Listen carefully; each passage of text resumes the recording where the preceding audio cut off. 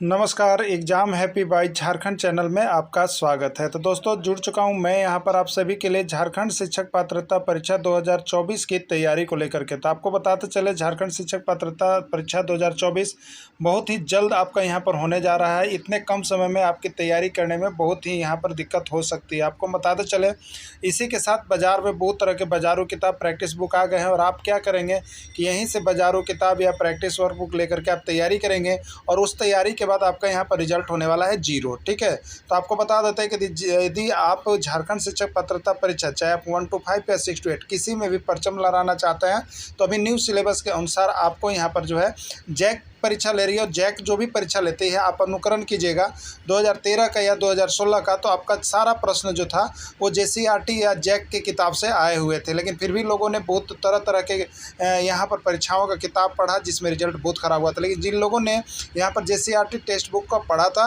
वो यहाँ पर पूरा अपना परचम लहराए थे और वो पास कर गए थे। तो देखिए आपको बताते चले यदि आप परचम लहराना चाहते हैं तो आपको हम यहाँ पर अपने चैनल पर only for JCERT text book का पूरा कंप्लीट नोट्स यहाँ पर आपको हम करवाते हैं।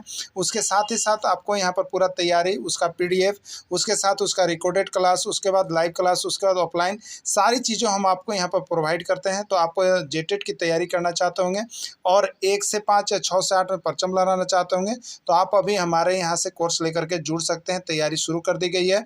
तो यहाँ पर सबसे पहले एडमिशन लेने का एक ऑफर चल रहा है, पहले आओ पहले पर पाओ के तर्ज पर सिर्फ 100 कैंडिडेट का अभ्यर्थियों का नामांकन यहाँ पर 500 रुपये में किया जाएगा।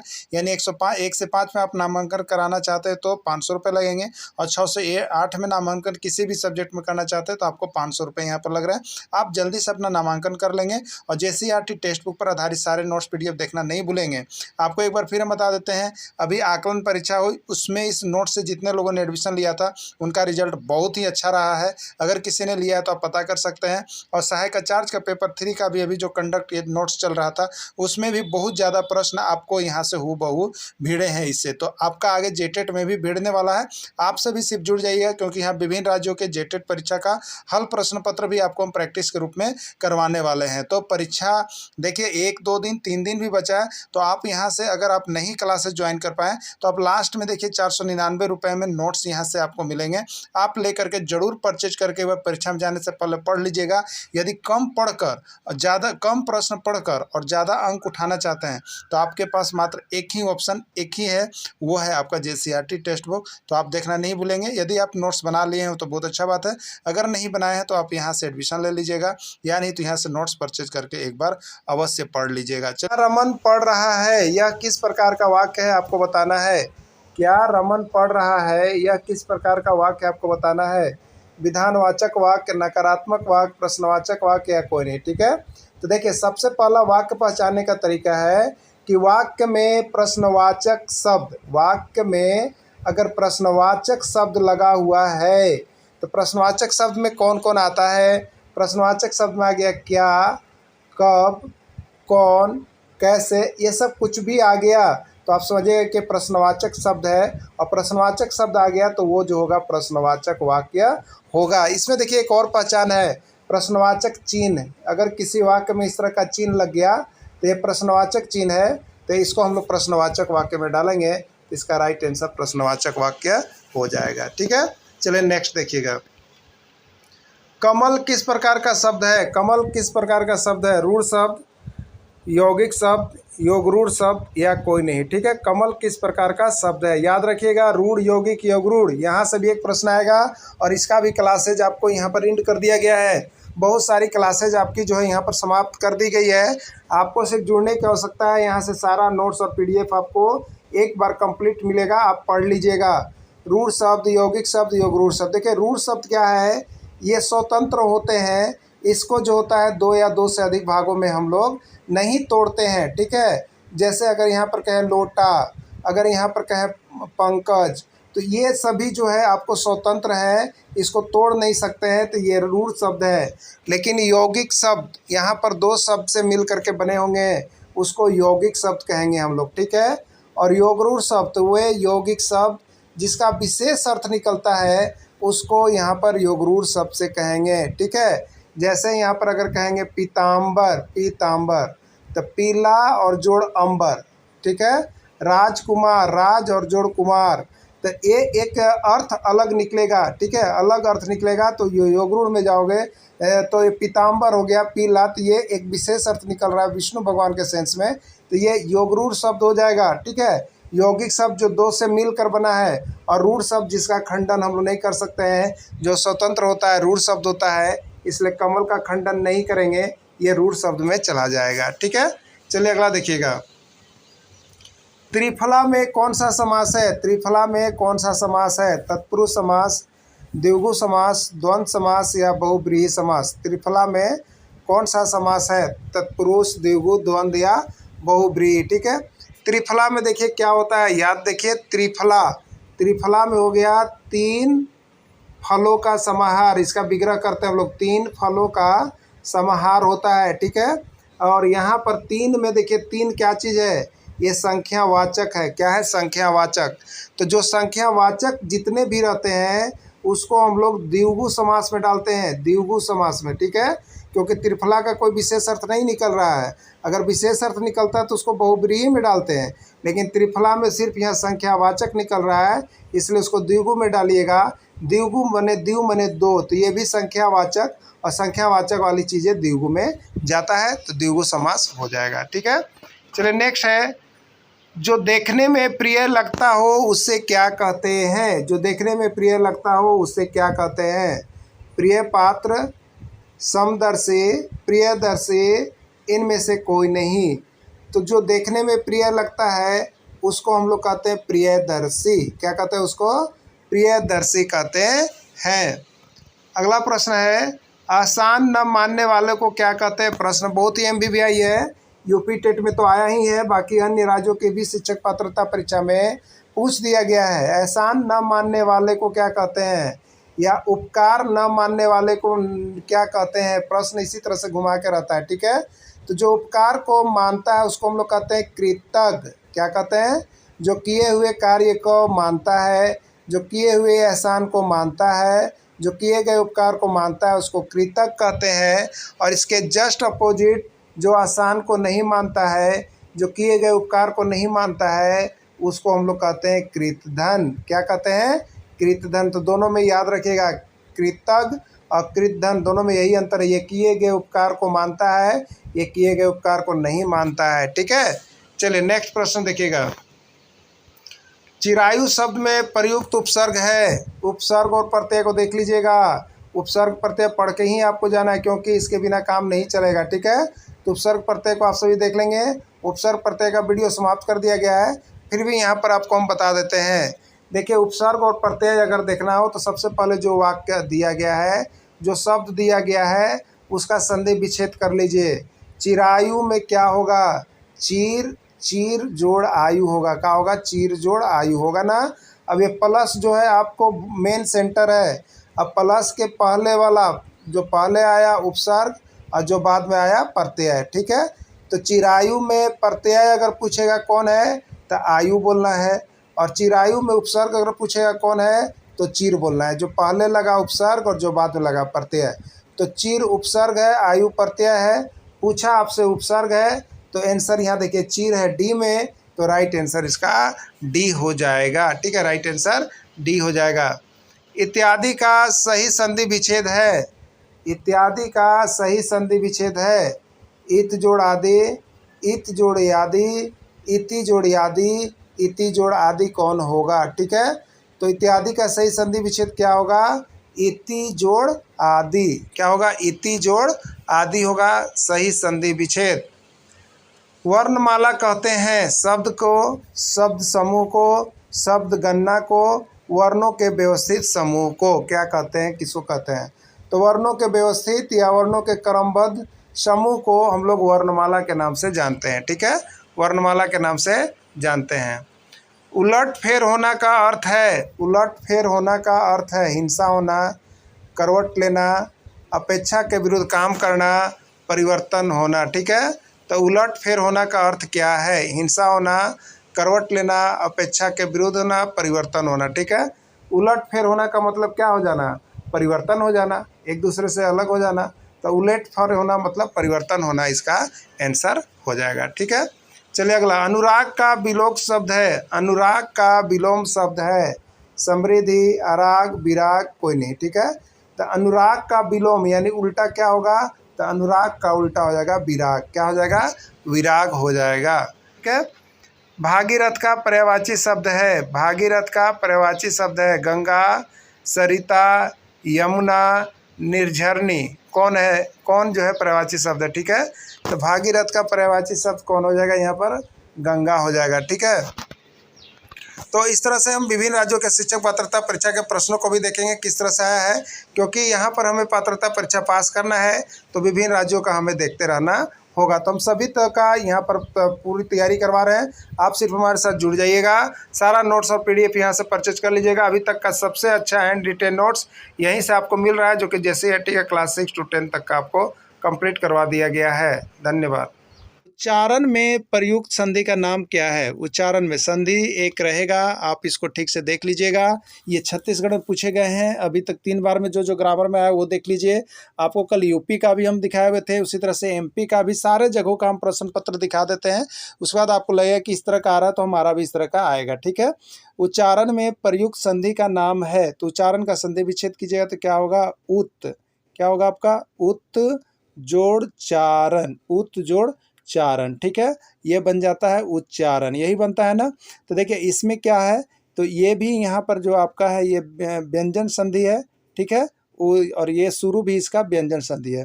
तो जब दो व्यंजन संधि आपस में मिलेगा तो संधि का नाम क्या होगा, व्यंजन संधि ही तो होगा ना, इसलिए इसका आंसर हो जाएगा व्यंजन संधि।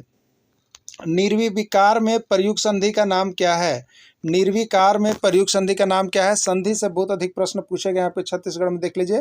निर्विकार में प्रयुक्त संधि का नाम क्या है, किस तरह से बताएंगे, तो इसका संधि विच्छेद कीजिए आप पहले, ठीक है। तो संधि विच्छेद करेंगे निर्विकार का तो क्या होगा, नी और जोड़ हो जाएगा विकार, नी जोड़ विकार, ठीक है। निर्विकार, नी में ये कौन सा संधि है, ये कौन सा शब्द है, तो ये विसर्ग है, ये कौन है, विसर्ग चिन्ह है। तो जिसमें आप संधि विच्छेद किए, अगर उसमें विसर्ग चिन्ह कहीं पर लगा हुआ है तो वो संधि पूरा बन जाएगा विसर्ग संधि, वो पूरा क्या बन जाएगा, विसर्ग संधि बन जाएगा, ठीक है। तो निर्विकार में प्रयुक्त संधि कौन सा होगा, विसर्ग संधि होगा, राइट आंसर इसका डी हो जाएगा, ठीक है, विसर्ग संधि हो जाएगा। चलिए अगला देखिएगा, लोहा किस प्रकार की संज्ञा है, जातिवाचक, व्यक्तिवाचक, भाववाचक या द्रव्यवाचक। लोहा किस प्रकार की संज्ञा है आपको बताना है, ठीक है। लोहा देखिए धातु ना, क्या धातु या द्रव्य, द्रव्य मेटल, तो ये धातु वाली चीज़ें हो गई, मेटल वाली चीज़ें हो गई, द्रव्य वाली चीज़ें हो गई, ये सभी द्रव्यवाचक संज्ञा में जाता है, ठीक है।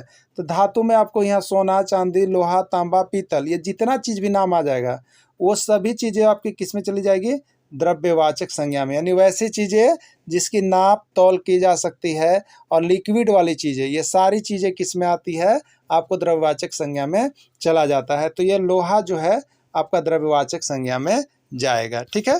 चलिए नेक्स्ट देखिएगा, नमकीन किस प्रकार की संज्ञा है, नमकीन किस प्रकार की संज्ञा है, जातिवाचक, व्यक्तिवाचक, भाववाचक या द्रव्यवाचक। देख रहे हैं आप, संज्ञा से भी प्रश्न पूछा जा रहा है ना, तो आपके भी संज्ञा से प्रश्न आएंगे, फिक्स है आएंगे। और संज्ञा को पूरा हम यहाँ पर कंप्लीट कर दिए हैं, ठीक है। आपका उसका टॉपिक, वीडियो और नोट्स पूरा कंप्लीट कर दिया गया है संज्ञा का, ठीक है। तो नमकीन किस प्रकार की संज्ञा है, तो वैसी संज्ञा जिसको हम सिर्फ क्या कर सकें, अनुभव कर सके, महसूस कर सके, लेकिन किसी को बता नहीं सके, वो किस में आती है, भाववाचक संज्ञा में आता है। किस में आता है, भाववाचक संज्ञा में आता है। यानी जिसका किसी गुण, दोष, स्वाद, आकार का पता चलता है वो भाववाचक संज्ञा में आता है। और नमकीन क्या है, ये स्वाद है, तो इससे हमके स्वाद का पता चलता है, इसलिए ये क्या चीज़ है आपका, यहाँ पर भाववाचक संज्ञा में चला जाएगा। चाहे वो नमकीन हो, चाहे मिठास हो, चाहे जवानी हो, चाहे बुढ़ापा हो, ये सभी भाववाचक संज्ञा में चले जाएंगे, ठीक है। तो राइट आंसर इसका सी हो जाएगा। दूध किस प्रकार की संज्ञा है, देखिए किस तरह का संज्ञा से प्रश्न आ रहा है। दूध किस प्रकार की संज्ञा है, जातिवाचक, व्यक्तिवाचक, भाववाचक या द्रव्यवाचक, ठीक है। दूध क्या है, तो ये लिक्विड वाली चीज़ें है। कौन सा है, लिक्विड, द्रव वाली चीज़ें हैं। तो जिसमें लिक्विड वाली चीज़ें होती है तो द्रव से जुड़ी रहती है, इसलिए इसको द्रव्यवाचक संज्ञा के अंतर्गत हम लोग लाते हैं, तो इसको द्रव्यवाचक संज्ञा कहेंगे। आशा का विलोम शब्द है नाउम्मीद, दुराशा, निराशा या हताशा। ठीक है, क्या होगा? आशा का विलोम शब्द। ठीक है, तो आशा का विलोम यानी उल्टा हो गया, तो आशा का उल्टा क्या होता है? निराशा। आशा का उल्टा क्या होगा? निराशा। तो विलोम शब्द आपको देख लेने हैं, और विलोम शब्द आपको 60 विलोम शब्द इंपॉर्टेंट जो है यहाँ पर आपको टॉपिक करवा दिया गया है, तो आप सभी देख लीजिएगा। नोट्स तो जरूर ले लीजिएगा। एक बार आपको बता देते हैं, जितने भी नोट्स बने हैं सिर्फ आपको विभिन्न राज्यों के परीक्षाओं से पूछे गए इंपॉर्टेंट प्रश्न का नोट्स हैंड रिटन बना हुआ है, या नहीं तो आपका JCERT टेक्स्ट बुक का बना हुआ है। और सभी इंपॉर्टेंट, अगर कम पढ़ के आप चाहते हैं कि ज़्यादा अंक उठे और ऑथेंटिक चीज़ों को ही केवल हम पढ़ें, तो बस यहाँ से ही जुड़िएगा, और कहीं से जुड़ने की आवश्यकता नहीं है। यहाँ से रिजल्ट आपका बहुत ही अच्छा होने वाला है। तो आप सभी अभी के अभी अवश्य जुड़ जाइएगा। मोबाइल नंबर शुरू में दिया गया है 9631054226 पर अभी संपर्क कर लीजिएगा। ठीक है, चलिए नेक्स्ट देखिएगा। कृतक का विलोम शब्द है करुण, कृपण, कृतधन या कठिन। ठीक है, कृतक किसको कहते हैं? कृतक कहते हैं जो किए गए उपकार को मानता है, जो किए गए उपकार को मानता है उसको क्या कहते हैं? कृतक। और जो किए गए उपकार को नहीं मानता है उसको क्या कहते हैं? कृतधन। तो उल्टा हुआ ना, कृतक जो किए गए उपकार को मानता है, और कृतधन जो किए गए उपकार को नहीं मानता है, यानी कृतक का उल्टा कृतधन होगा। क्या होगा? कृतधन होगा। राइट आंसर इसका सी हो जाएगा। परोक्ष का विलोम शब्द क्या है? स्थूल, दुराशा, प्रत्यक्ष या हताशा। ठीक है, तो परोक्ष का क्या होता है? परोक्ष जो दूर है या नहीं देख सकते हैं, उसका यहाँ पर विलोम शब्द हो जाता है प्रत्यक्ष या सामने। ठीक है, तो प्रत्यक्ष हो जाएगा। अगला, गौशाला में कौन सा समास है? गौशाला में कौन सा समास है? ठीक है, चलिए तत्पुरुष, द्विगु, द्वंद्व या बहुब्रीहि। सबसे पहले समास के लिए आपको बता देते हैं। समास से एक प्रश्न आपका एग्जाम में फिक्स कर दिया गया है, एकदम समास से एक एग्जाम में फिक्स कर दिया गया, एकदम क्लियर रहिएगा। समास आपको हमने यहाँ पर पढ़ा भी दिया, उसका नोट्स भी आपको दे दिया है जो हमारे साथ जुड़े हुए हैं। अब उसमें से किसी को कन्फ्यूजन है तो हमको कॉल कर लेंगे, क्योंकि आपको हम अपने चैनल पर क्या करते हैं, बात करने की पूरी सुविधा देते हैं शाम को। ठीक है, पूरे खुलेआम से आप बात कर सकते हैं जितनी पढ़ाई होती है। तो ये गौशाला में कौन सा समास है? समास एकदम कन्फर्म हो जाइएगा आप लोग। तो गौशाला, इसको तोड़ेंगे हम, तो गौ के लिए शाला, गौ के लिए शाला। ठीक है, गौ के लिए जो शाला है, स्थान है, गौशाला है। अब देखिएगा यहाँ पर के लिए जो तोड़े हैं तो इसमें विभक्ति चिन्ह है के लिए। के लिए क्या है? कारक का है। क्या है? कारक। तो जिसमें कारक चिन्ह लगा हुआ रहता है वो तत्पुरुष समास होता है। जिसमें का आप विग्रह करेंगे और उसमें कारक चिन्ह आ जाए तो तत्पुरुष समास होगा। तो ये तत्पुरुष समास है। ठीक है, चलिए राइट आंसर ये है आपका। साग पात में कौन सा समास है? साग पात में कौन सा समास है? तत्पुरुष, द्विगु, द्वंद्व या बहुब्रीहि। ठीक है, देखिए दो शब्द हो और दोनों एक दूसरे के विपरीत हो, जैसे रात दिन, देखिए दोनों है रात दिन, और इसके बीच में योजक चिन्ह रहता है, ये योजक चिन्ह। उसी तरह से सुबह शाम, सुबह शाम एक दूसरे का विलोम शब्द, एक दूसरे का विलोम, बीच में योजक चिन्ह। उसी तरह से साग पात, ठीक है, तो एक दूसरे का विलोम शब्द, बीच में योजक चिन्ह। कौन सा समास? तो इसको हम लोग डालते हैं यहाँ पर द्वंद्व समास। जब एक दूसरे के कोई विपरीत होता है तो उसमें क्या होता है? द्वंद्व होता है, लड़ाई होता है, झगड़ा होता है ना। तो जैसे ही ऐसा समास मिले तो इसको बोलिएगा झगड़े वाला समास है। क्या बोलिएगा? झगड़े वाला समास। और झगड़े वाला समास के मतलब है द्वंद्व समास। झगड़े वाला समास का मतलब द्वंद्व समास, द्वंद्व माने लड़ाई झगड़ा होता है। ठीक है, तो विलोम हो, बीच में योजक चिन्ह हो, द्वंद्व समास चला जाएगा। राइट आंसर सी हो जाएगा। चलिए नेक्स्ट प्रश्न देखते हैं। यहाँ से निकल जाओ यह किस प्रकार का वाक्य है? विस्मयादिबोधक, नकारात्मक, प्रश्नवाचक या आपका है आदेश सूचक वाक्य? किस प्रकार का वाक्य है? तो यहाँ से निकल जाओ, ये किसी ने क्या किया होगा? आदेश दिया होगा। किसी ने क्या किया होगा? आदेश दिया होगा। तो जिस वाक्य में कोई भी आदेश दिया जाता है, जिस वाक्य में कुछ भी आदेश दिया जाता है, आदेश सूचक वाक्य होता है। तो इसलिए यह किस वाक्य में जाएगा? आदेश सूचक वाक्य में जाएगा। ठीक है, आदेश सूचक वाक्य में जाएगा। भाई बहन में कौन सा समास है? भाई बहन में कौन सा समास है? देखिए कितने समास पूछे गए हैं आपके यहाँ छत्तीसगढ़ में, ठीक है। भाई का उल्टा क्या होता है बताइएगा? बहन। भाई का उल्टा बहन, और बीच में योजक चिन्ह। उल्टा जो रहेगा उसमें क्या होगा? द्वंद्व होगा, लड़ाई होगा। तो ये द्वंद्व समास में चला जाएगा। किस में चला जाएगा?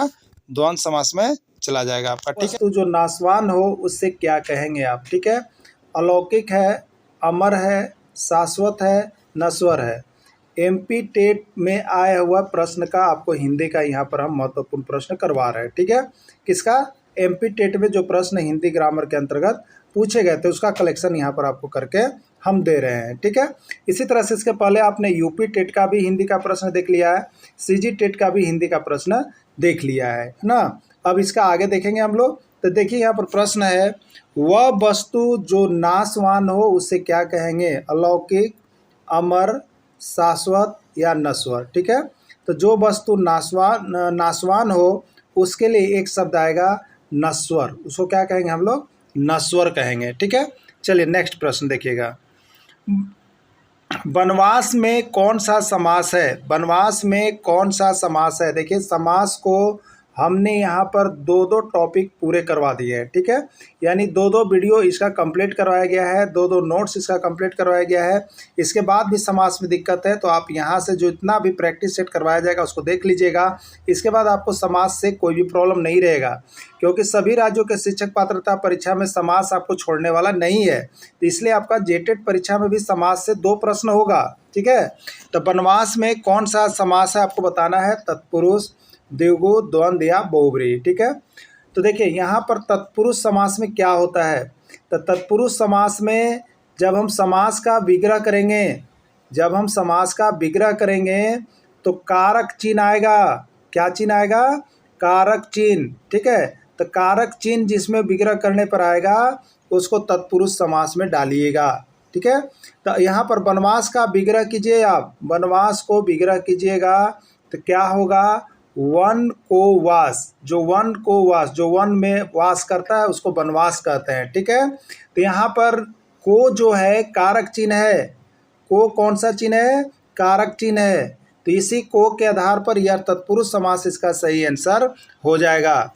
यहाँ पर ऑप्शन था द्विगु। द्विगु मतलब 2 होता है, द्विगु माने 2 होता है, 2 मतलब संख्यावाचक होता है।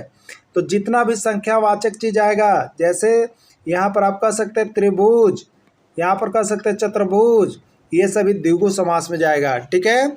चलिए अब यहाँ पर था द्वंद्व। द्वंद्व मतलब होता है लड़ाई झगड़ा। द्वंद्व मतलब क्या होता है? लड़ाई झगड़ा।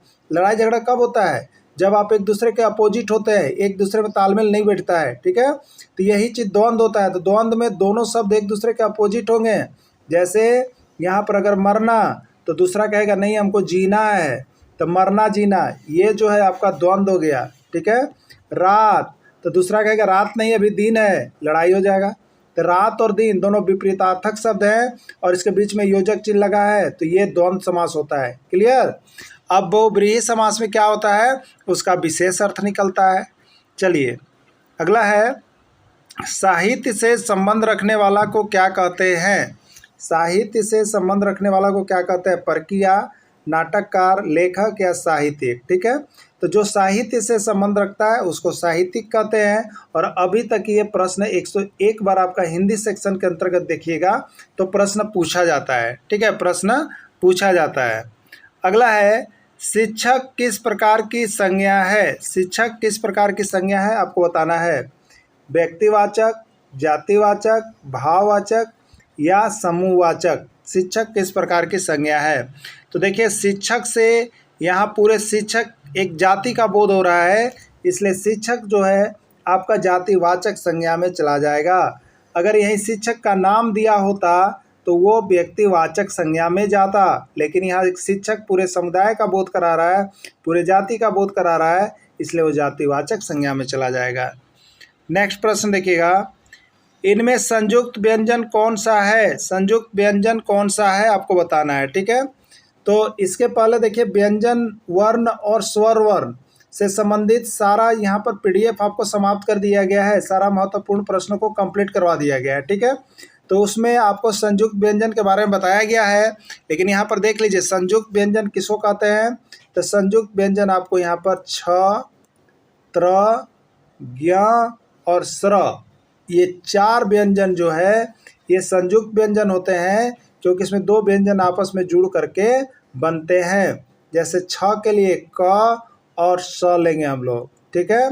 त्र के लिए त, हलंत और र होता है। तो कभी कभी ये भी पूछ दिया जाता है कि छ का जो है संधि विच्छेद क्या होगा, त्र का संधि विच्छेद क्या होगा और ज्ञ का संधि विच्छेद क्या होगा, इसको याद रखिएगा।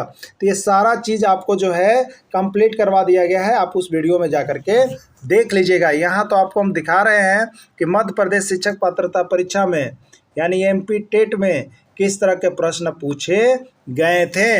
अगला है यहाँ पर देखिएगा,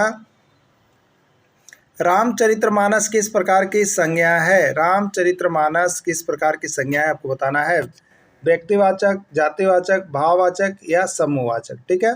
तो सबसे पहले यहाँ पर मानस, रामचरितमानस, देखिए पुस्तक का नाम दे दिया है, धार्मिक पुस्तक का नाम दे दिया, पुस्तक का नाम दे दिया, किसी का भी नाम दे दिया, व्यक्तिवाचक में ले जाएंगे हम, तो ये व्यक्तिवाचक होगा।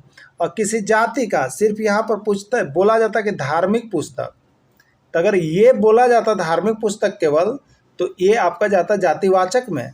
लेकिन यहाँ पर पुस्तक का नाम दे दे, रामायण, महाभारत, कुरान, बाइबल, तो ये सभी चले जाएंगे किसमें, व्यक्तिवाचक में, ठीक है। चलिए नेक्स्ट प्रश्न आपका होगा यहाँ पे, लोहा किस प्रकार की संज्ञा है। लोहा किस प्रकार की संज्ञा है आपको बताना है, ठीक है। MP टेट में भी पूछा है। अब देखिए, तो द्रव्य वाली चीज़ें, द्रव्य, द्रव्य मतलब जिसको हम लोग तौल नाप सके, ठीक है। तो द्रव्य मतलब यहाँ पर सोना, चांदी, तांबा, एल्युमिनियम, धातु वाली चीज़ें, मेटल वाली चीज़ें। तो मेटल वाली चीज़ें जितनी भी होगी उसको आप मेटल से मटेरियल नाउन बनता है अंग्रेजी में, मटेरियल नाउन। और मटेरियल नाउन माने होता है द्रव्यवाचक संज्ञा। तो ये द्रव्यवाचक संज्ञा के अंतर्गत जाएगा, नापने तोलने वाला जितना भी चीज़ होगा, ठीक है। तो ये द्रव्यवाचक संज्ञा कहलाएगा, चाहे लोहा हो, चाहे सोना हो, चाहे तांबा हो, पीतल हो, ये सभी जो है आपका द्रव्यवाचक संज्ञा में ही काउंट हो जाएंगे। चलिए नेक्स्ट प्रश्न देखिएगा, दूध किस प्रकार की संज्ञा है। तो अभी तो देखिए यहाँ मेटल वाला था, मेटल वाला, तो मेटल से मटेरियल हो गया। लेकिन अब यहाँ पर दूध जो है, दूध क्या है, तो मैटर है। क्या है यहाँ पर, मैटर है, द्रव्य वाली चीज़ें हैं, लिक्विड वाली चीज़ें हैं। तो जितनी भी लिक्विड वाली चीज़ें होगी वो भी आपको मटेरियल नाउन के अंतर्गत जाएगा, द्रव्यवाचक संज्ञा के अंतर्गत जाएगा, द्रववाचक संज्ञा के अंतर्गत जाएगा, ठीक है। तो दूध किस में जाएगा, द्रव्यवाचक संज्ञा में चला जाएगा। दूध हो, पानी हो, केरोसिन हो, पेट्रोल हो, डीजल हो, ये सभी द्रव्यवाचक संज्ञा के अंतर्गत चला जाएगा। अगला है, शाश्वत का विलोम शब्द है। विलोम शब्द आपके एक एग्जाम में हमेशा आते हैं, विलोम शब्द जरूर याद कर लीजिएगा, रहस्यमय, सदैव, नश्वर या प्राची, ठीक है। तो शाश्वत का विलोम शब्द क्या होगा, तो शाश्वत का नश्वर हो जाएगा। क्या हो जाएगा, नश्वर। बहिरंग का विपरीतार्थक शब्द है। बहिरंग का विपरीतार्थक शब्द है अंतरंग, जल तरंग, रंगारंग या इनमें से कोई नहीं, ठीक है। तो बहिरंग मतलब बाहरे और अंतरंग माने अंदर। तो जो अंदर में ही मग्न हो उसको अंतरंग कहेंगे, और जो बाहर में रंग में रंगा हो उसको बहिरंग कहेंगे। इसलिए बहिरंग का जो विपरीतार्थक होगा, जो विलोम होगा, वो अंतरंग हो जाएगा, ठीक है। चलिए देखिएगा, त्रिफला में कौन सा समास है। त्रिफला में कौन सा समास है आपको बताना है, तत्पुरुष, द्विगु, द्वंद्व या बहुब्रीहि, ठीक है। त्रिफला में क्या होता है, विग्रह कर लीजिए। त्रिफला मतलब 3 फलों का समाहार। 3 फलों का समाहार कौन कौन आता है इसमें, आंवला, हरड़ और बहेरा, इसी को हम लोग कहते हैं त्रिफला। तो तीन क्या चीज़ है, संख्यावाचक है। तो संख्यावाचक है, तो संख्यावाचक वाला समास कौन होता है, द्विगु होता है। द्विगु होता है संख्यावाचक वाला। तो संख्यावाचक वाला है तो द्विगु में जाएगा। द्विगु किस में है, बी में। तो त्रिफला जो है द्विगु समास में चला जाएगा। नेक्स्ट प्रश्न है, कन्यादान में कौन सा समास है, तत्पुरुष, द्विगु, द्वंद्व या बहुब्रीहि। MP टेट में पूछा गया है, लेकिन ये सिर्फ MPA टेट में नहीं पूछा गया है, ये प्रश्न 101 बार अभी तक के एग्जाम में आपको बीएड जाइए वहाँ भी पूछा गया है, डीएलएड के भी एग्जाम में पूछा गया है, आपको यहाँ पर विभिन्न जेएसएससी की परीक्षा में भी पूछा गया है, पुलिस की परीक्षा में। तो कन्यादान बहुत बार पूछा गया समास है। कन्यादान का मतलब क्या होता है? कन्या का दान करने वाला को कन्यादान, जिसमें कन्या का दान होता है वो कन्यादान कहलाता है। और इसमें कारक चिन्ह आ रहा है। कौन सा चिन्ह आ रहा है? कारक चिन्ह आ रहा है। जब विग्रह कर रहे हैं हम तब, जब विग्रह करेंगे और कारक चिन्ह आएगा तो उसको तत्पुरुष में डाल दीजिएगा। इसमें डालिएगा तत्पुरुष समास के अंतर्गत उसको रख दीजिएगा। अगला प्रश्न है दशानन किस प्रकार का शब्द है? रूढ़ शब्द, यौगिक शब्द, योग रूढ़ शब्द। ठीक है, रूढ़ शब्द वैसे शब्द हैं जिनको तोड़ा नहीं जाता है और तोड़ने पर उसका कोई अर्थ नहीं निकलता है। ठीक है, यौगिक वैसे शब्द है जिनको अलग अलग किया जा सकता है और उसका अर्थ निकलता है। और योगरूढ़ वैसे शब्द है जिसको योगरूढ़ वैसे यौगिक शब्द ही है जिनका विशेष अर्थ निकलता है, जिनका विशेष अर्थ निकलता है। ठीक है, तो दशानन मतलब इसका संधि विच्छेद करेंगे 10 और प्लस आनन। तो 10 मतलब तो 10 हो गया, आनन मतलब मुख हो गया। तो 10 मुख हो जिसका, तो ये ऐसे 10 आनन यौगिक शब्द हुआ। लेकिन यहाँ पर अब शब्द में फाइनल कीजिएगा किस प्रकार का है। तो दशानन का विशेष अर्थ निकल जा रहा है जो कि आपका रावण के सेंस में आ रहा है। तो ये विशेष अर्थ अगर निकल जाएगा तो उसको योगरूढ़ में डालिएगा। ये योगरूढ़ का आंसर होगा, योगरूढ़ इसका आंसर होगा। अष्टभुजी किस प्रकार का शब्द है? रूढ़ शब्द, यौगिक शब्द, योगरूढ़ शब्द कोई नहीं। ठीक है, अष्टभुजी मतलब अष्ट और भुजी। ठीक है, अष्ट मतलब 8 और भुजी मतलब भुजा, 8 भुजाओं का समाहार। तो देखिए ये तो यौगिक शब्द हो ही गया, लेकिन इसका विशेष अर्थ निकल जाएगा अष्ट भुजाओं, 8 भुजाओं का समाहार, जिसको हम लोग कहेंगे यहाँ पर दुर्गा माँ के सेंस में हम लोग कहते हैं। तो ये योगरूढ़ शब्द में चला जाएगा। यानी वैसा शब्द जो यौगिक है और उसका विशेष अर्थ निकलेगा तो उसको योगरूढ़ में डालिएगा, और जिसका विशेष अर्थ नहीं निकलेगा उसको यौगिक में डालिएगा।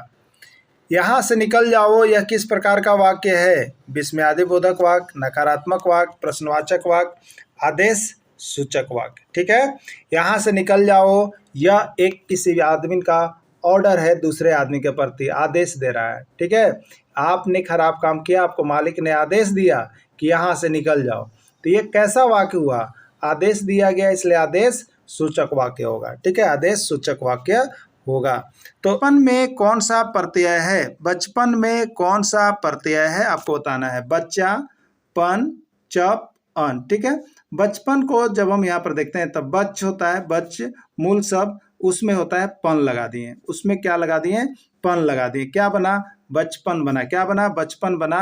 तो बचपन में कौन सा हो जाएगा?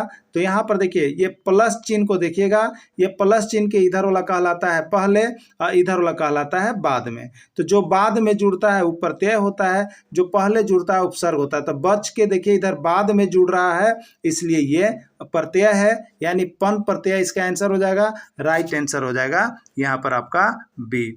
चलिए अगला देखिएगा, नायक में कौन सा प्रत्यय है? नायक में कौन सा प्रत्यय है आपको बताना है। ठीक है, चलिए नायक में यक है, अक है, ना है, यह है। ये अभी तक बता, नायक वाला जो प्रश्न है ना 101 बार आपका एग्जाम में आ गया है। मैंने जोन एग्जाम में जाइएगा नायक पूछ देता है। और ये पात्रता परीक्षा यूपी में 2 बार आया है, उसके बाद देखिएगा एचटेट हरियाणा में 2 बार आया है, उसके बाद असम में 1 बार आया है। तो ये नायक वाले बहुत बार आए हुए प्रश्न है। ठीक है, इसको कैसे बनाएंगे? चलिए इसको सबसे पहले नायक को हम अगर संधि विच्छेद करते तोड़ते हैं तो हम लोगों के बीच आता है नय और जोड़ करेंगे अक, नय जोड़ अक, क्या बनता है? नायक। नायक बनता है ना। हम कैसे उपसर्ग प्रत्यय पकड़ते हैं? तो ये प्लस वाले चिन्ह पर पकड़ते हैं। किस पर पकड़ते हैं? प्लस वाले चिन्ह पर। प्लस के जो पहले है वो उपसर्ग है, प्लस के जो बाद में है वो प्रत्यय है। तो प्लस के पहले नय है तो नय उपसर्ग होगा, और प्रत्यय नय के बाद यहाँ पर प्लस के इधर जो है बाद में अक है इसलिए अक प्रत्यय होगा। आपसे पूछा क्या है? प्रत्यय पूछा है। प्रत्यय कौन हो जाएगा? तो इसमें अक हो जाएगा। कौन हो जाएगा? अक हो जाएगा। अक इसका राइट आंसर हो जाएगा। ठीक है, अब किसका राइट आंसर हो जाएगा? देखिए, जो नोट्स परचेज करते हैं, जो पीडीएफ परचेज करते हैं, उनको सारा चीज बना बनाया हुआ मिल रहा है। आप भी यहाँ से नोट्स और पीडीएफ परचेज करके जरूर एक बार पढ़ लीजिए, सारी क्लासेज को कर लीजिए, जिससे कि आपको यहाँ पर किसी तरह का कोई भी प्रॉब्लम नहीं आए। अगला, अनुकरणीय में कौन सा प्रत्यय है? अनुकरणीय में कौन सा प्रत्यय है? ठीक है, अनुकर, अन्य, निय या अनु, कौन सा प्रत्यय है? ठीक है, इसको हम लोग तोड़ेंगे तो अनुकर, अनुकर, ठीक है, जोड़ अन्य, अनुकर जोड़ अन्य, अनुकरणीय। ठीक है, तो यहाँ पर प्रत्यय जो हो जाएगा वो आपका अन्य प्रत्यय हो जाएगा। ठीक है, ये आपका सीजी टेट में एक बार आया हुआ प्रश्न है प्रत्यय। अगला चलिएगा, प्रिया में कौन सा प्रत्यय है? प्रिया में कौन सा प्रत्यय है आपको बताना है। ठीक है, प्रिया में कौन सा प्रत्यय है आपको बताना है। प्रिया में कौन सा प्रत्यय? देखिए, प्रिया का मूल शब्द है प्रिय और उसमें जुड़ेगा आ। प्रिया में मूल शब्द है प्रिय और उसमें जुड़ेगा आ, तो प्लस के जो पहले लगा वो उपसर्ग और प्लस के जो बाद लगा वो प्रत्यय है।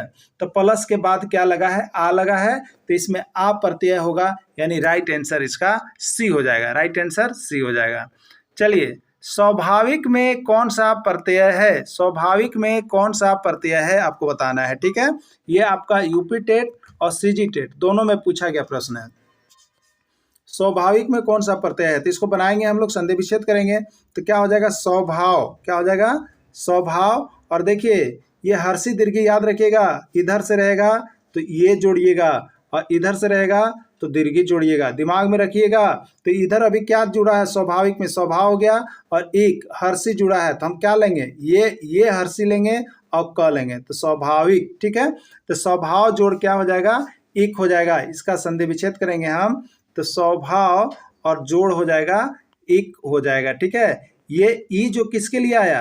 तो ये जो हर्षी चिन्ह है इसके लिए आया। अगर दीर्घी रहता तो हम इसको नहीं लेते, इसको लेते। ध्यान दीजिएगा हर्षी दीर्घी को, क्योंकि ये प्रश्न पूछता है, बार बार पूछता है हर्षी दीर्घी और कंफ्यूज करवाता है आपको। तो एक प्रत्यय हो जाएगा। क्या हो जाएगा? एक प्रत्यय हो जाएगा। कोई भी कंफ्यूजन देखिए आपको रहेगा ही नहीं रहेगा, क्योंकि हम आपको सारे कंफ्यूजन को दूर करने के लिए ही आपके साथ जुड़ते हैं। ठीक है, अध्यापिका में कौन सा प्रत्यय है? Bengal TET, Assam TET, Haryana TET, CG TET, सब टेट में अध्यापिका को पूछ दिया। सब टेट में अध्यापिका को पूछ दिया। आप भी याद करके जाइए, आप भी पढ़ करके जाइए।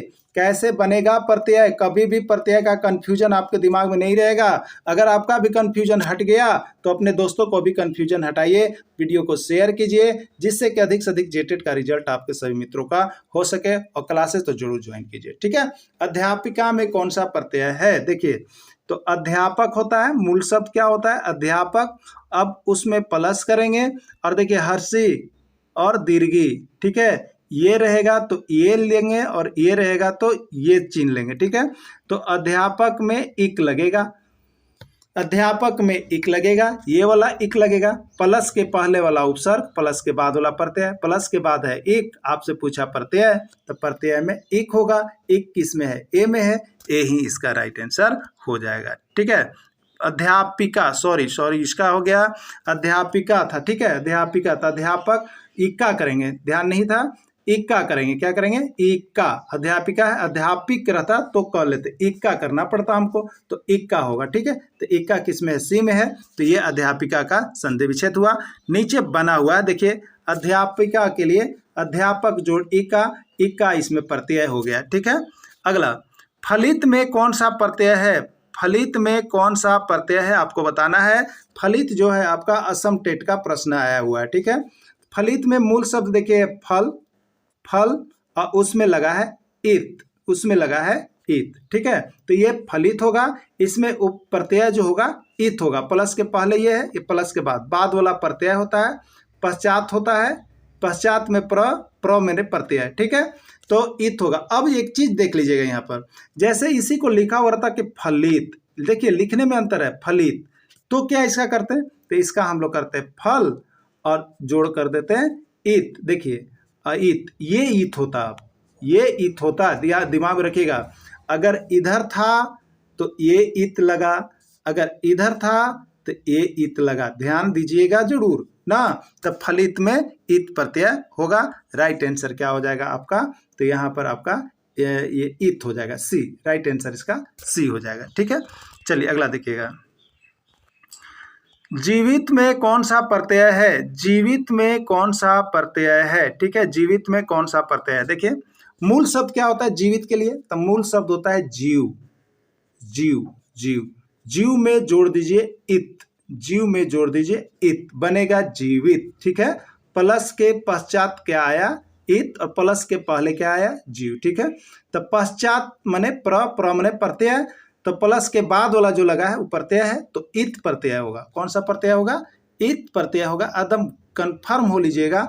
अंतर सिर्फ देखिए यही मिलता है, इत लिखा हुआ रहेगा और इत लिखा हुआ रहेगा। ध्यान दीजिएगा, अगर इधर से रहेगा तो ई वाला मारिएगा, अगर इधर से रहेगा तो ये करना पड़ेगा आपको। ठीक है, कंफर्म होगा ना? इसीलिए देखिए हमको बार बार करवा रहे हैं, कुछ समझिएगा नहीं कि आपको खेल करवा रहे हैं, आपको यहाँ पर कंफ्यूजन हम दूर करवा रहे हैं, क्योंकि यही कंफ्यूजन में दो दो नंबर जो आपको पड़ेंगे ना तो वो बन जाएंगे आपको। ठीक है, अगर आपसे बन गया तो समझिए कि आपका यहाँ पर नंबर बढ़ रहा है, स्कोर बढ़ रहा है। ठीक है, घट नहीं रहा है। इसलिए कंफ्यूजन में कभी भी एग्जाम मत जाइए, जो आप जानते हैं उसको बेस्ट करने का कोशिश कीजिएगा। ठीक है, बलिष्ठ में कौन सा प्रत्यय है? बलिष्ठ में कौन सा प्रत्यय है? यूटेट का ये प्रश्न है और ये आपका यूपी टेट का प्रश्न है। ठीक है, बलिष्ठ में कौन सा प्रत्यय है?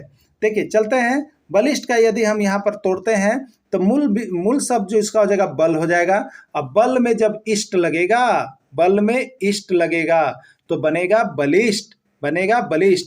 अब बताइए कि ये इष्ट लगेगा या ये इष्ट लगेगा, कमेंट कीजिएगा। ठीक है, तो यहाँ पर देखिए इधर वाला है इसलिए ये इष्ट लगेगा, तो ये बलिष्ठ बना। अब बलिष्ठ में इष्ट प्रत्यय हो गया, तो इष्ट किस में है? ए में है। ये आपका राइट आंसर हो जाएगा। ठीक है, ये आपका राइट आंसर हो जाएगा। अब हमें लगता है कि उपसर्ग और प्रत्यय आपको कभी भी कंफ्यूजन शायद ही रहेगा। ठीक है, शायद ही रहेगा, जरूर आप लोग बना लीजिएगा। और इसमें केवल वैसे प्रश्नों का समावेश जो अब तक शिक्षक पात्रता परीक्षा में पूछा गया है, तो आप ऐसे सभी सब्जेक्ट का देख सकते हैं, जुड़ करके तैयारी कर सकते हैं। ठीक है, जरूर जुड़े, अब भी जुड़े। मोबाइल नंबर दिया गया है 9631054226 पर संपर्क करके सारी क्लासेस को ज्वाइन कर ले। ठीक है, स्वादिष्ट में कौन सा प्रत्यय है? स्वाद, इष्ट, दिष्ट या कोई नहीं। ठीक है, चलिए स्वादिष्ट को तोड़ेंगे तो मूल जो इसका बिंदु है स्वाद है, और स्वाद में लगा है इष्ट, स्वाद में लगा है इष्ट, स्वाद। ठीक है, तो स्वाद जो है ये उपसर्ग हो गया, और प्लस के बाद लगा है इष्ट, इष्ट जो है आपका प्रत्यय होगा। ठीक है, तो स्वादिष्ट बनेगा। ठीक है, स्वाद में इष्ट लगेगा तो स्वादिष्ट बनेगा, इसलिए इसका जो प्रत्यय हो गया वो इष्ट प्रत्यय हो गया। ठीक है, इष्ट प्रत्यय हो गया। चलिए अगला देखिएगा, पुत्री में कौन सा प्रत्यय है? पुत्री में कौन सा प्रत्यय है आपको बताना है। ठीक है, पुत्री में कौन सा प्रत्यय है? सीजी टेट में 2 बार आया हुआ प्रश्न है, और यूपी टेट में 3 बार आया हुआ प्रश्न है, और बंगाल टेट का 1 बार आया हुआ प्रश्न है। ठीक है, पुत्री में कौन सा प्रत्यय है आपको बताना है। क्लियर? चलिए देखिएगा, इसमें मूल शब्द जो है आपका देखिए पुत्री का संधि विच्छेद करेंगे तो पुत्र होगा, और जोड़ देखिए दीर्घी है, दीर्घी है तो हम दीर्घी ले लेंगे, तो पुत्र जोड़ ई बनेगा। तो प्लस के बाद क्या लगा? ई लगा, तो ई प्रत्यय है, और ये तो उपसर्ग होता है, लेकिन आपसे पूछा है प्रत्यय, तो प्रत्यय यानी ई, दीर्घी। ठीक है, तो दीर्घी होगा। दीर्घी कहाँ पर ऑप्शन है देख लीजिए, ये डी नंबर में है, इसमें डी नंबर में है, तो डी नंबर इसका राइट आंसर हो जाएगा। ठीक है, डी नंबर इसका राइट आंसर हो जाएगा। बाकी दिन जो नोट्स लेते हैं यहाँ पर सारा कुछ मेंशन किया हुआ रहता है पीडीएफ में, आप सभी पीडीएफ देख लीजिएगा, वीडियो देख लीजिएगा। दिक्कत हो तुरंत बात कीजिएगा, फोन उठाइए और रिंग कर डालिए। ठीक है, कल्याणी में कौन सा प्रत्यय है? जल्दी जल्दी बताइए, आप लोग भी सब कुछ तैयारी कर लिए हैं, सभी को प्रत्यय समझ में आ गया है। कल्याणी में कौन सा प्रत्यय है? कल्याण, क, ई, हर्षई या दीर्घई, कौन सा प्रत्यय है? ठीक है, तो चलिए देखते हैं। कल्याणी का मूल शब्द है कल्याण, और कल्याण में हम जोड़ेंगे, ये देखिए इधर से है यानी दीर्घी है, तो कल्याण में दीर्घी जोड़ेंगे, बनेगा मेरा क्या? बनेगा कल्याणी। ठीक है, यही कल्याणी तो पूछा था, तो कल्याण में कौन सा प्रत्यय है? दीर्घी। ठीक है, किसमें है? ऑप्शन देखते चलिएगा, डी में है। राइट आंसर इसका डी होगा। देखिए कितने अच्छे अच्छे प्रश्न आपके एग्जाम में पूछते हैं, सिर्फ कंफ्यूजन रहेगा तो आप मार खा जाइएगा। ठीक है, चलिए ग्रामीण में कौन सा प्रत्यय है? ग्रामीण में कौन सा प्रत्यय है आपको बताना है। ठीक है, ग्रामीण में कौन सा प्रत्यय है आपको बताना है। ये प्रश्न सीजी टेट का है, और ये आपको हिमाचल टेट का प्रश्न पूछा गया था। ठीक है, ग्रामीण का देखिए चलते हैं हम लोग, संधि विच्छेद करते हैं। मुख्य शब्द होगा, गांव से बना हुआ चीज है ग्राम, और ग्राम में इन लगेगा। देखिए दीर्घी है ना, तो ई और न है तो इन, ग्राम में इन लगेगा, बनेगा ग्रामीण, प्रत्यय होगा इन। ठीक है, इसमें है, सी में है, राइट आंसर इसका सी हो जाएगा। क्लियर।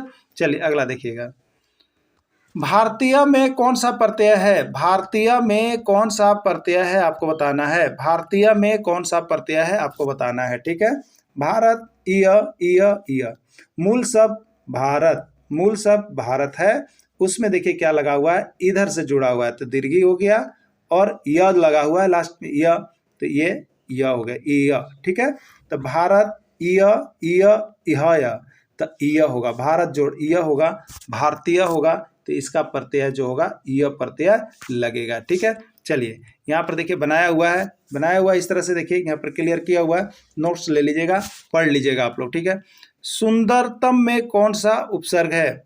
सुंदरतम में कौन सा उपसर्ग है? सुंदरतम और सुंदरता या म। ठीक है, तो देखिए यहाँ पर मूल शब्द क्या है, सुंदरतम को जब हम देखेंगे तो सुंदर है, मूल शब्द सुंदर है, और उसमें बाद में क्या जुड़ गया है, तम जुड़ गया है। क्या जुड़ गया है? तम, बना सुंदरतम, तो जो बाद में जुड़ा प्रत्यय है, प्रत्यय कौन? तम, राइट आंसर बी होगा। क्लियर। कर्म किस प्रकार का शब्द है आपको बताना है, कर्म किस प्रकार का शब्द है। ये यूपी टेट में एक बार और सीजी टेट में एक बार, दोनों में एक बार पूछा गया है। तत्सम है, तद्भव है, देशज है या विदेशज है। ठीक है, देखिए कर्म यहाँ पर है, कर्म जो है आपका संस्कृत शब्द है। क्या है? संस्कृत शब्द है। ठीक है, कर्म संस्कृत शब्द है, और इसका हिंदी होता है काम, और काम हो जाएगा हिंदी। ठीक है, तो संस्कृत वाले शब्द को हम लोग क्या कहते हैं, तो संस्कृत वाले शब्द को तत्सम शब्द कहते हैं, और हिंदी वाले शब्द को हम लोग तद्भव शब्द कहते हैं। क्लियर हो गया होगा, संस्कृत वाले शब्द को तत्सम और हिंदी वाले शब्द को तद्भव। तो कर्म यहाँ पर संस्कृत शब्द है, इसलिए कर्म किस में चला जाएगा, तो कर्म आपको तत्सम में चला जाएगा, यहाँ राइट आंसर तत्सम होगा। चलिए अगला है, दूध किस प्रकार का शब्द है? दूध किस प्रकार का शब्द है? यह प्रश्न जो है आपको असम टेट में एक बार और हिमाचल टेट में एक बार पूछा गया प्रश्न है। तत्सम शब्द, तद्भव शब्द, देशज शब्द या विदेशज शब्द किस प्रकार का शब्द है? ठीक है, तो देखिए दूध जो है आपका हिंदी शब्द है, और हिंदी वाले शब्द को हम लोग तद्भव शब्द कहते हैं, इसलिए यह तद्भव में चला जाएगा। यही चीज लिखा रहता दुग्ध, तो दुग्ध ये संस्कृत शब्द होता, और संस्कृत शब्द होता तो ये तत्सम में जाता। ठीक है, चलिए नेक्स्ट प्रश्न देखिएगा, मयूर किस प्रकार का शब्द है? मयूर किस प्रकार का शब्द है? तत्सम, तद्भव, देशज या विदेशज। ठीक है, ये प्रश्न जो है आपका ये भी पूछा गया है, मयूर किस प्रकार का शब्द है, ये सीजी टेट का प्रश्न है। तो देखिए मयूर, तो यहाँ पर देखिएगा मयूर जो है, मयूर एक संस्कृत शब्द है, मयूर ये संस्कृत शब्द है जिसका हिंदी मोर होता है, तो संस्कृत शब्द है तो इसको तत्सम कहेंगे, और मोर हिंदी शब्द है तो इसको तद्भव कहेंगे। ठीक है, तो ये तत्सम शब्द में चला जाएगा। ठीक है, किस में चला जाएगा? तत्सम शब्द में चला जाएगा। अगला देखिएगा, दुग्ध किस प्रकार का शब्द है? दुग्ध किस प्रकार का शब्द है? यह आपका एच टेट का प्रश्न है, हरियाणा टेट शिक्षक पात्रता परीक्षा में पूछा गया था। तत्सम शब्द, तद्भव शब्द, देशज शब्द या विदेशज शब्द। ठीक है, दूध किस प्रकार का शब्द है आपको बताना है। ठीक, तो दूध देखिए यहाँ पर क्या है, तो दूध जो है आपका संस्कृत शब्द है। दुग्ध क्या है? दुग्ध आपका संस्कृत शब्द है, दुग्ध ये संस्कृत शब्द है, और ये इसी का हिंदी होता है दूध, ये हिंदी शब्द है, तो संस्कृत शब्द है इसलिए ये तत्सम में जाएगा। अगर दूध रहेगा तो तद्भव में जाएगा, तो दुग्ध ये तत्सम शब्द में चला जाएगा। ठीक है, सब कुछ जानता है उसके बदले में एक शब्द क्या है? जो सब कुछ जानता है उसके बदले में एक शब्द क्या होगा आपको यहाँ पर बतलाना है। ठीक है, अग होगा, विशेषक होगा, कृतक होगा या सर्वक होगा। ठीक है, तो जो सब कुछ जानता है उसके बदले में एक शब्द आता है, उसको हम लोग कहते हैं सर्वक, और ये यूपी टेट में 2 बार आया हुआ प्रश्न है, और सीजी टेट में 1 बार आया हुआ प्रश्न है। ठीक है, तो आप सभी इसको याद कर लीजिएगा, जो सब कुछ जानता है उसको क्या कहते हैं? सर्वक कहते हैं। अगला प्रश्न है, जंगल में लगने वाली आग को क्या कहते हैं? जंगल में लगने वाली आग को क्या कहते हैं? यानी जंगल में लगने वाली आग के बदला में एक शब्द क्या होगा? बड़वा नल, जहरा नल, कामा नल या दावा नल। ठीक है, जंगल में लगने वाली आग को क्या कहते हैं? 1001 बारी प्रश्न आपका अब तक के हिंदी सेशन के अंतर्गत पूछ दिया गया है और आपके भी एग्जाम में यहाँ से आ सकता है। बहुत ही एमबीबीआई प्रश्न है, जितना भी कहीं कम होगा सभी राज्यों के शिक्षक पात्रता परीक्षा में भी यहाँ से पूछ दिया गया है। ठीक है, तो कैसे याद रखिएगा सो आप देख लीजिए। जंगल में क्या मिलता है बताइए आप, जंगल में क्या मिलता है? तो जंगल में जाइएगा तो दावा मिलता है। क्या मिलता है? दावा। ठीक है, तो जंगल में लगने वाली आग को इसीलिए हम क्या कहेंगे? दावा नल कहेंगे। याद रखिएगा, जंगल में मिलता है दवा और जंगल में लगने वाली आग को हम कहेंगे दावा नल। क्या कहेंगे? दावा नल। दावा नल किस में है? डी में है। राइट आंसर इसका डी हो जाएगा। ठीक है, जंगल में लगने वाली आग को दावा नल कहते हैं। जो बहुत बातें करता हो उसके बदले में एक शब्द क्या आएगा? जो बहुत बात करता है उसके बदले में एक शब्द क्या आएगा? बधिर, बहुवचनीय या बहुभाषी। ठीक है, क्या इसके बदले में एक शब्द आएगा? तो देखिए, इसके बदले में जो एक शब्द आता है वो होता है आपका बहुभाषी। क्या होता है? बहुभाषी। जिससे पार करना कठिन हो उसे क्या कहेंगे? जिससे पार करना कठिन हो उसे क्या कहेंगे? अगम्य, निगम, आगम या दुर्गम। ठीक है, देखिए ये प्रश्न आपका जो है आपका सीजी टेट का आया हुआ प्रश्न है। ठीक है, जिससे पार करना कठिन हो उससे क्या कहेंगे? तो जिस चीज़ को पार करना कठिन होता है उसके लिए एक शब्द आता है जिसको हम लोग कहते हैं दुर्गम। क्या कहते हैं उसको? दुर्गम के नाम से जानते हैं कि बहुत ही दुर्गम है, पार करना इसको बहुत ही कठिन है। दुर्गम इसका राइट आंसर हो जाएगा। ठीक है, जो शत्रु की हत्या करता है उससे क्या कहेंगे? जो शत्रु की हत्या करता है उससे क्या कहते हैं? निर्देश, निगम, नश्वर या शत्रुधन। क्या करते हैं? जो शत्रु की हत्या करता है। ठीक है, देखिए जो शत्रु की हत्या करता है उसके बदले में एक शब्द आता है शत्रुधन। क्या आता है? शत्रुधन ना, शत्रुधन। ये आपका कहाँ? तो पंजाब टेट में पूछा गया प्रश्न है हिंदी सेक्शन के अंतर्गत। अगला प्रश्न है, वह वस्तु जो नाशवान हो उससे क्या कहेंगे? वह वस्तु जो नाशवान हो उससे क्या कहेंगे? अलौकिक, अमर, शाश्वत या नश्वर। ठीक है, तो जो वस्तु नश्वान हो उसके बदले में एक शब्द आता है नश्वर। क्या आता है उसके बदले में? एक शब्द नश्वर आता है। तो यहाँ पर राइट आंसर आपका डी हो जाएगा, नश्वर हो जाएगा। क्लियर। अगला, जिसका भोजन दूध ही होता है, जिसका भोजन दूध ही होता है उससे क्या कहते हैं? यानी जिसका भोजन केवल दूध चलता है उसको क्या कहते हैं? द्रव्यहारी, शाकाहारी, मांसाहारी या दुग्धाहारी।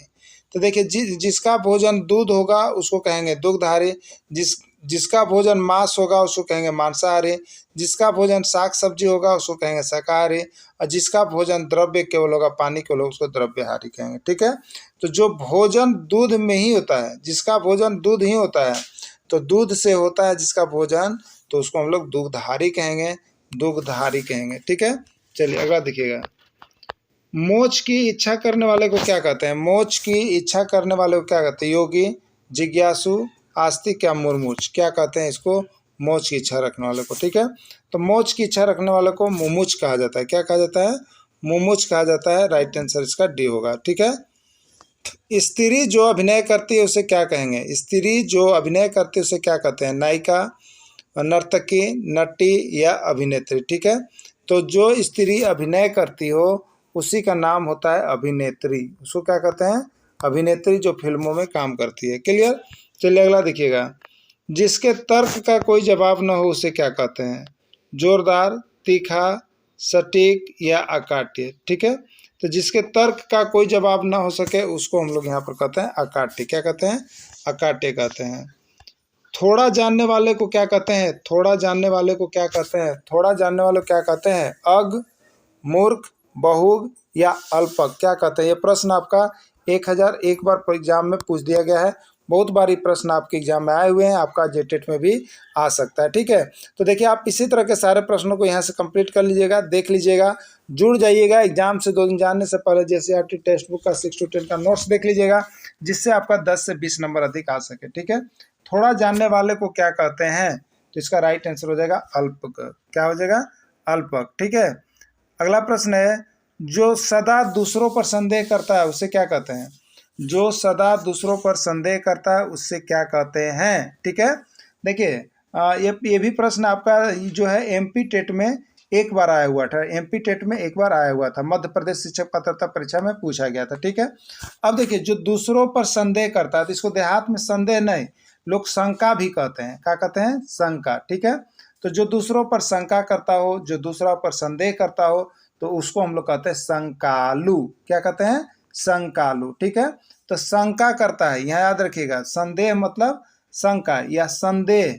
ठीक है, संदेह में क्या है? सन, तो सन से याद रखिएगा शंकालु, सन से याद रखिएगा शंकालु। ठीक है, तो राइट आंसर इसका शंकालु हो जाएगा।